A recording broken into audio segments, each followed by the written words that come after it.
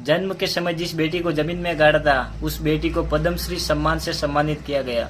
बेटा तो 5 साल कपड़े नहीं पहने तो चल जाए, लेकिन बेटी के लिए तो बहुत जरूरी था ये सब कुछ। उसी समाज में मेरा जन्म हुआ, शाम का टाइम था और मेरे पापा घर पे थे नहीं और मेरे शाम के 7 बजे जन्म हुआ। समाज की औरतों ने कहा कि इनकी तो पहली 3 बेटियां हैं, तो अब ये फिर 7वें नंबर पे बेटी हुई है इनके घर में, तो माँ को तो बताओ नहीं और इस लड़की को भी जमीन में गाड़ दो। तो मेरे को भी लेके चली गई औरतें, मेरी माँ को बताया नहीं कि लड़की हुई है, मेरे को भी औरतें लेके चली गई और ले जाके जंगल में गाड़ दिया। ऐसे ले जाके मुझे जंगल में मिट्टी में दबा के आ गई। मेरी माँ को पता चला कि बच्चा हुआ तो था पर गया कहाँ। मेरी माँ पूछने लगी मेरी मौसी से, मेरी मौसी ने कहा कि लड़की हुई थी बेद, उसको गाड़ दिया जमीन में। मेरी माँ रोने लगी। मैंने 9 महीने मेरे पेट में बच्चा रखा है और वो बेटी को मैं देख भी नहीं सकी और ये औरतें ले जाके मेरी बेटी को गाड़ा है। तो मेरी मदद कर दे बहन, मेरे को बता कहाँ गाड़ा है उसको। मेरी माँ इस विश्वास के साथ कि नहीं मेरी बेटी जिंदा मिलेगी, नहीं मिलेगी तो मैं उसको छू के देख तो लूं कि मैंने जिसको 9 महीने पेट में रखा है।